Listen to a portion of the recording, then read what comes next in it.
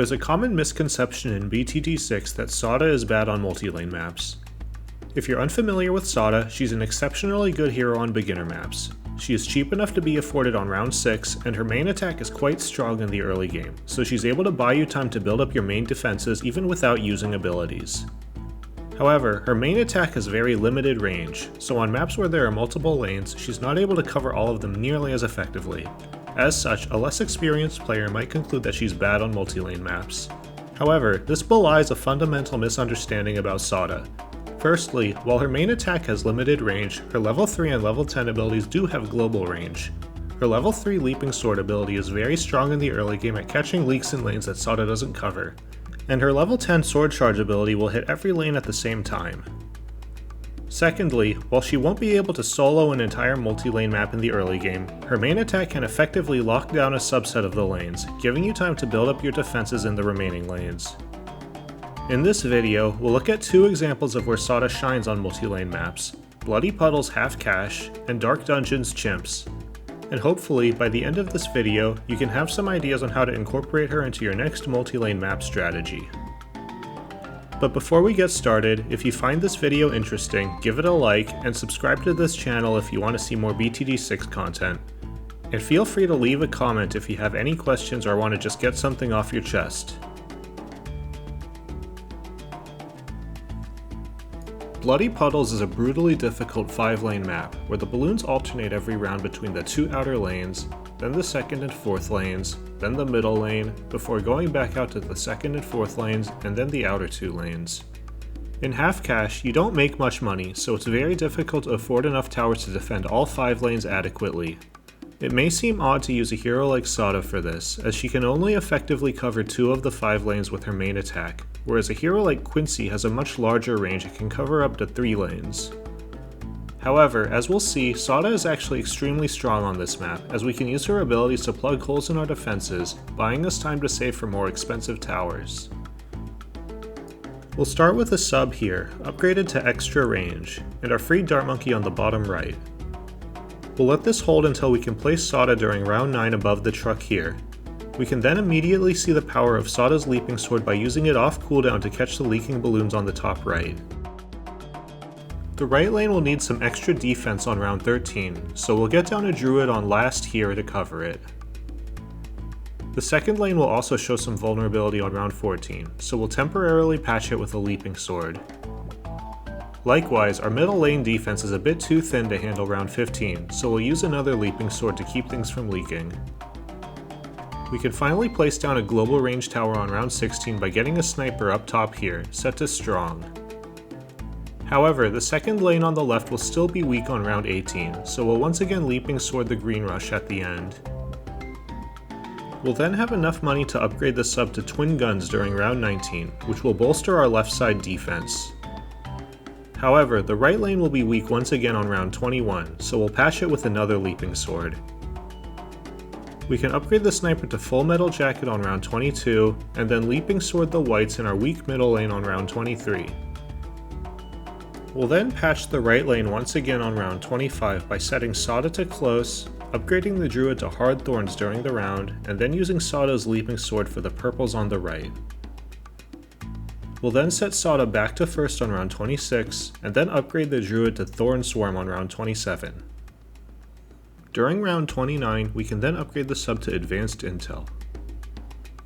We'll then get some camo intel for our sub by placing a ninja on the top left on round 32, and then using another Leaping Sword on the top right for the leaks on round 33. The round 35 rainbows in the middle can also pose a problem, so we'll use Sauda's Leaping Sword once again for them. We can then upgrade the Druid to Druid of the Jungle on round 36 and set it to first. However, the green rushes can still pose a problem, so we'll use another Leaping Sword for the second rush. During round 37, we'll upgrade the sub again to Airburst darts. The camos at the end will pose a problem on the right, so we'll once again catch them with a Leaping Sword. We can then upgrade the sub to triple guns during round 39. We'll only have enough damage to barely pop the outside of the round 40 Moab. However, we can then use Sauda's Leaping Sword once again to barely catch the insides. After getting down a second sub on the top right and upgrading the Dart Monkey to Enhanced Eyesight on round 41, we will need to use another Leaping Sword for the Ceramics on round 43. Round 45 is also tricky. We'll give a Berserker Brew Alchemist to our left sub, and during the round, we'll plug the right leaks with another Leaping Sword for the camos, before then upgrading the top right sub to Advanced Intel. We can then upgrade the top right sub again to Twin Guns on round 46. The round 47 ceramics will be a problem, so we'll use Sauda's Leaping Sword once again for them. After upgrading the top right sub once again to Airburst Darts on round 48, we'll then have to contend with round 49, which is a tough one. First, we'll sell the Sniper, and then get down an Alchemist, making sure its range border covers the middle lane so our subs can get intel, upgrading it to Acidic Mixture Dip. We'll then set Sauda to Strong, since we'll want to guarantee that we Leaping Sword the ceramics on the right when they get to the middle of the right track, buying us time to then upgrade the top Alchemist to Berserker Brew. We'll then set Sauda back to first on round 50. On round 51, we'll get down another sub next to the first one, upgrading it to Advanced Intel and Airburst Darts. We'll then use Sauda's Leaping Sword once again to break down the camo ceramics. We'll upgrade our remaining subs to Triple Guns on round 52 and 54. We'll also unlock Sauda's Sword Charge in the meantime, which will be huge in the upcoming rounds. Round 55 can be dicey, so we'll Leaping Sword the first Ceramic Rush, and then Sword Charge the fourth Ceramic Rush. Round 57 will also be a bit dicey, so we'll upgrade the middle Alchemist to Stronger Stimulant, and then during the round, Leaping Sword the insides of the first Moab on the right, and then Sword Charge once the second batch of Moabs breaks open. We can then crosspath the middle Alchemist with faster throwing on round 58. Round 59 has camo leads, so we'll do a Leaping Sword when they reach Sauda, and then do a Sword Charge after to clean them all up. We'll now prepare for round 63 by getting down a Tack Shooter, upgrading it to Blade Maelstrom as soon as possible, which should be towards the end of round 62. On round 63, we can use the Blade Maelstrom ability for the first Ceramic Rush, Sword Charge the second Ceramic Rush, and then use the Blade Maelstrom ability again for the third Ceramic Rush. With that out of the way, we can then prepare for round 64, first by selling the Maelstrom, then upgrading the first sub to armor-piercing darts, and finally removing both middle barriers. The round can still be a bit dicey, so we'll also Leaping Sword the insides of the last fortified Moab. Round 65 can be similarly dicey, so we'll Sword Charge the insides of the first BFB, and then Leaping Sword the insides of the second BFB. We can then upgrade the third sub to armor-piercing darts on round 67. The round 69 fortified leads can sometimes be a problem, so we'll Sword Charge them when they get too far down the track. The round 71 Moabs can also be dicey, so we'll Sword Charge them when they get close to Sauda.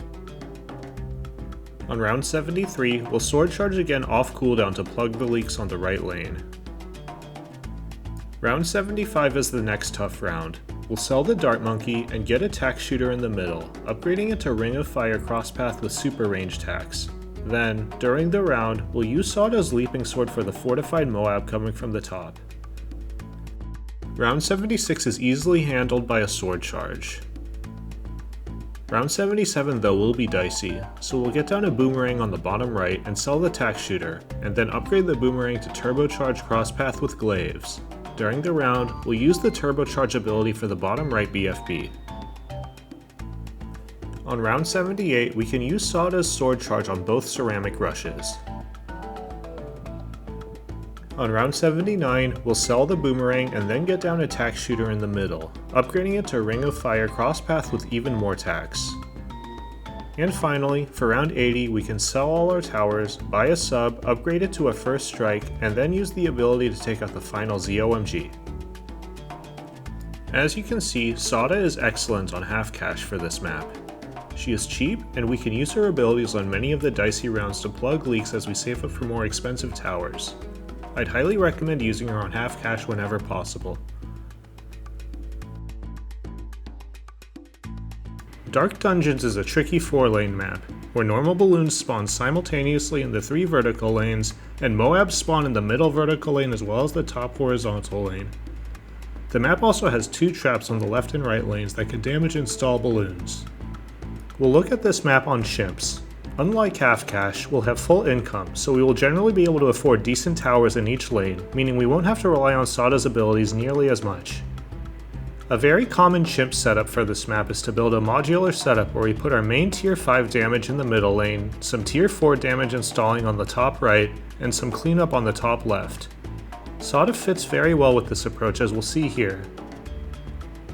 After getting past the beginning with 6 dart monkeys, we're able to place down Sauda on round 13, who we'll place on the top right here. This might seem like a weird spot, since she will not do any direct damage on rounds 40, 60, 80, or 100. However, the plan is to use Sauda as a damage dealer on the top right in the late game, as she synergizes well with the stalling that we'll add later.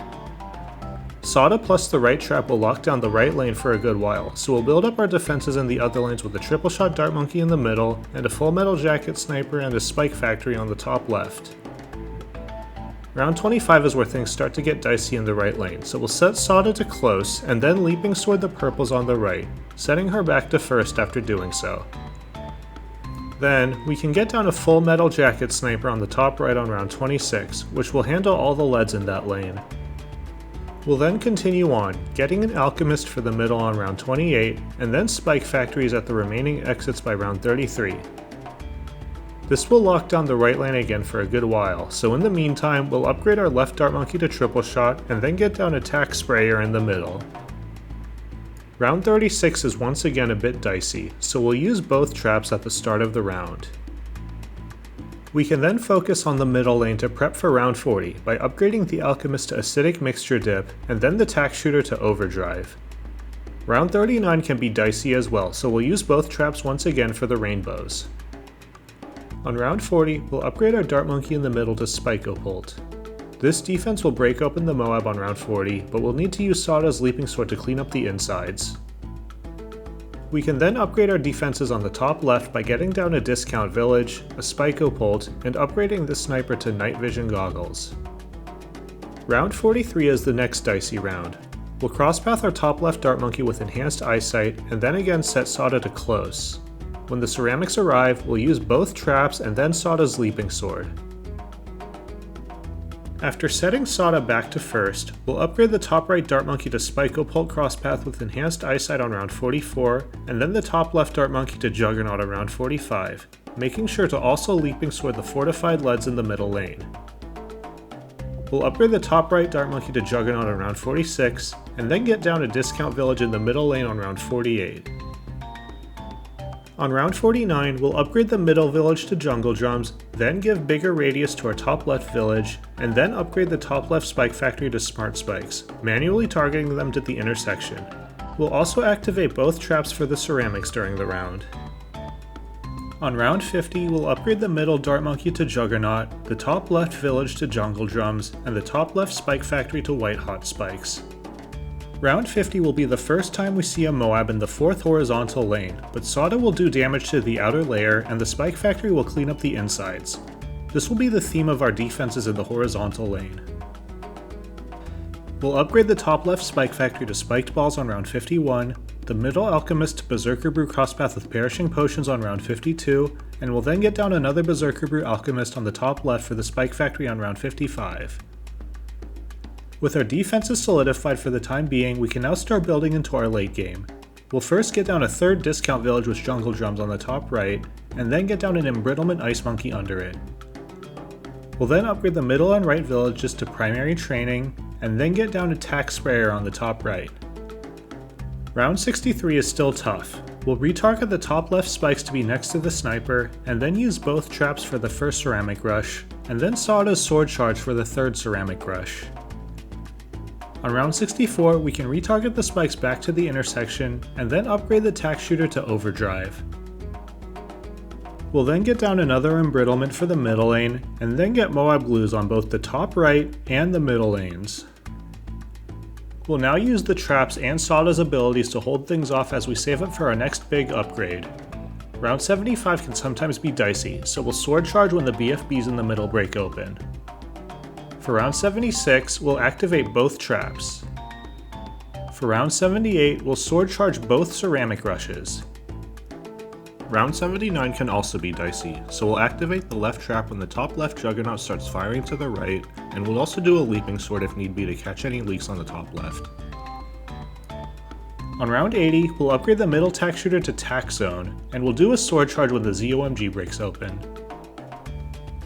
We'll next consolidate our cleanup by upgrading the top left spike factory to spiked mines, and then invest in our stalling by upgrading both glue gunners to relentless glue, and adding 2 Moab presses on the top right. Sauda does extra damage to slowed and stunned balloons, so the relentless glue is particularly important on the top right, as she will more easily break down the Moabs in that lane. To guarantee that we decamo the TDTs, we'll also get a cleansing foam engineer on the top right, targeting the foam to be above the track so that only the DDTs hit it, preventing the foam from getting pierce capped too much. We'll then upgrade the middle spike factory to spiked balls and give it its own Berserker Brew Alchemist. This setup will carry us to round 96, where we'll retarget the spikes next to the horizontal exit. This will let us save up for a super brittle in the middle lane on round 98. We'll also want to use both traps and a sword charge for the horizontal lane. On round 100, we can then get down an Arctic Knight in the middle and using the ability on the final B80, which should clear it out without any issues. As you can see, Sauda is quite good on shimps for this map. Her abilities allow us to patch leaks on some of the dicey rounds, and she also serves as a good damage dealer when paired with stalling options like a relentless glue. In this setup, we essentially used her as a second overdrive, as she ends up being quite good at supplementing damage to break open the outer layer of Moabs in the late game. We can apply a similar strategy on other multi-lane maps, most notably Castle Revenge, where we can put down our tier 5 defenses in the top lane, and Sauda plus tier 4 defenses on the bottom lane, and a Prince of Darkness covering both lanes for cleanup. Thanks for watching, and I hope this video helped you learn how to use Sauda on your next multi-lane map. If you found this video useful, give it a like and subscribe to the channel for more BTD6 content.